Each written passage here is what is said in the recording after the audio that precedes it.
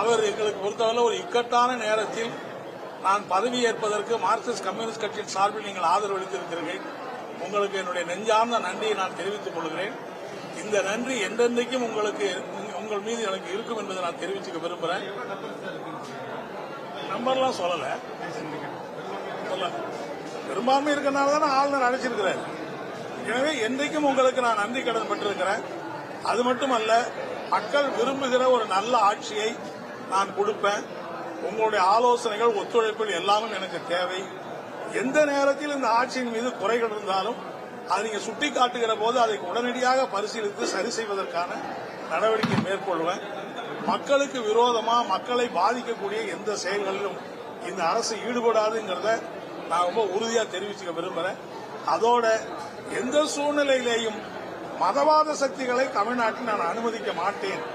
அந்த விஷயத்தில் நான் உறுதியாக உங்களோடு இருப்பேன் அப்படின்னு சொன்னாரு.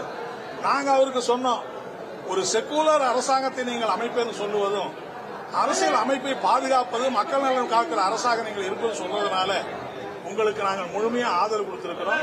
எங்களுடைய அகில இந்திய தலைமை உட்பட உங்களுடைய நடவடிக்கைகளுடைய உங்களுக்கு ஆதரவு அளிப்பது மட்டுமல்லாமல் உங்களுக்கு ஒத்துழைப்பு கொடுக்க வேண்டும் என்று அங்கிருந்து அறிக்கையெல்லாம் கொடுத்திருக்கிறார்கள். எனவே அந்த வகையில் உங்கள் ஆட்சிக்கு எங்களுடைய ஒத்துழைப்பு இருக்கும். எங்களை பொறுத்தவரையில் தனிப்பட்ட எந்த சலுகைக்கும் எந்த இதுக்கும் நாங்கள் உங்களை அணுக மாட்டோம். எப்போது நாங்கள் வந்தாலும் மக்கள் பிரச்சனைகளுக்காக தான் நாங்கள் வருவோம் அப்படிங்கறத எங்களுடைய எம்பிக்கள் இருந்தார்கள், எங்களுடைய எம்எல்ஏக்கள் இருந்தார்கள். எல்லாரும் நாங்கள் மக்கள் பிரச்சனைக்காக தான் நாங்கள் வருவோம். தனிப்பட்ட எந்த சலுகையோ எந்த உரிமையை நாங்கள் கோர மாட்டோங்கிறது அவங்க சொன்னோம். அது எனக்கு நல்லா தெரியும். எப்பயுமே கம்யூனிஸ்டுகள் மக்களுக்காக தான் நீங்க குரல் கொடுப்பீங்க, மக்களுக்காக தான் வருவீங்க, நல்லா தெரியும். நிச்சயமா நான் நீங்கள் விரும்புகிற மாதிரி ஒரு ஆட்சியை நான் கொடுப்பேன்னு சொன்னாரு.